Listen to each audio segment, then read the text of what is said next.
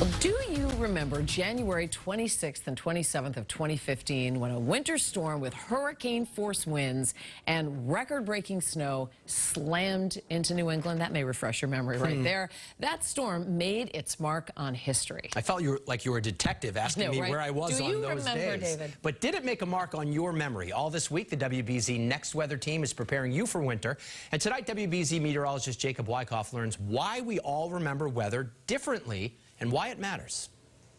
Blizzard of 78. Oh, definitely. All right. What do you remember about the blizzard of 78? Shoveling, the snow was up to my thighs and I was shoveling. It seems like everyone has a memory of a winter storm. Trying to dig the cars out, trying to find a place to park it. Yep. And literally the street and the sidewalks and the corners. The snow was up to the hips. Reminiscing about New England winters past, a badge of honor, a story of survival, with its wounds as salty as the sidewalks, no matter how much time has passed. My memory of winter was snow all winter long, so we never saw the grass. But does our memory of those storms change over time? First of all, that our memories aren't as accurate as we might think that they are. Elizabeth Kensinger is a professor of psychology and neuroscience at Boston College. She says the back in the day weather was worse thoughts may be part of a common theme for memories. Remembering a past that unfolded differently than it actually did is more normal than unusual.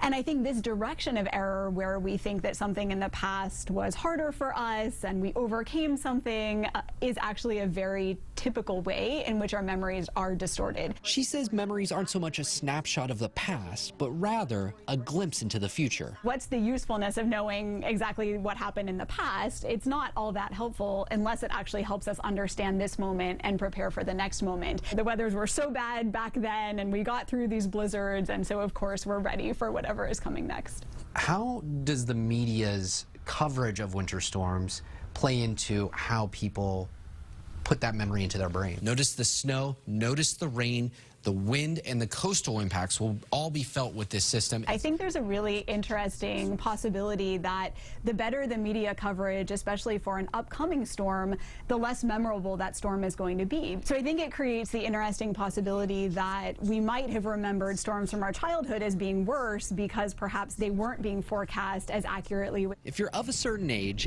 any snow in the forecast calls to mind the blizzard of 78. No doubt about it, we'll long remember this record-breaking storm, which has literally paralyzed New England. But Kensinger says, even though we've had numerous storms that surpass the impacts of the blizzard of 78, like the April Fool's Day storm, the President's Day blizzard, plenty of snow falling out in Worcester, or Winter Storm Nemo, 78's storm sticks out so vividly because it greatly exceeded the general public's expectation. The blizzard of 78, though, came to stay. So it is those moments in life that totally throw you the curveball and you don't know it's coming. Those are really the moments that tend to often stick with us the longest. So it's very possible that the more accurate we are as a meteorology team, the less memorable the storms actually are for our viewing audience. I think that's exactly right, yeah. Wow, okay.